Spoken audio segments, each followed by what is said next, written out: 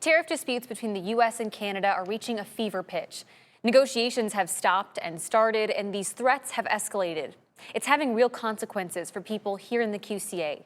Maddie Franz joins us in studio to explain. Hi, Maddie. Hey, Shelby.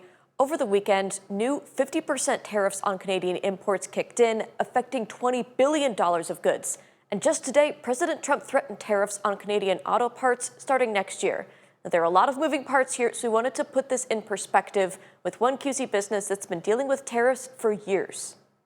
For the last 6 years, Bent River Brewing Company has been on a tariff roller coaster. Overall costs across the board on the things that we sell are up 15 to 20%, easy. General Manager Nick Bose says the hamburgers they cook, So like beef is at an all-time high. and the cans they fill with beer Aluminum cans from 6 years ago to now are up 50%. are all pressing hard on his margins. Some of that comes from tariffs levied in the last year and a half. Aluminum tariffs from the first Trump administration stacked with the second.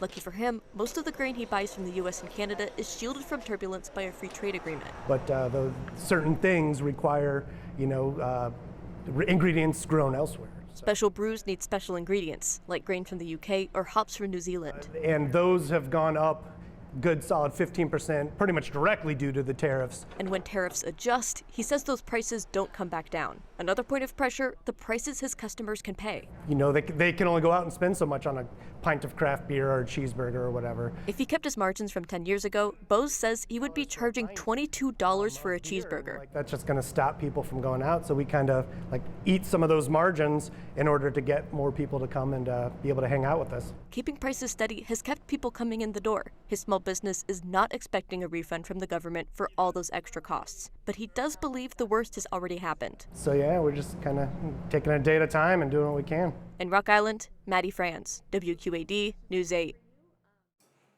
Bose tells me he's already seeing an impact from those new tariffs on Canada. Last week, he had to buy a replacement part for a bottle labeler for $325. The Canadian manufacturer reached out to him and told him to ship it overnight to avoid paying $160 from upcoming tariffs. Shelby?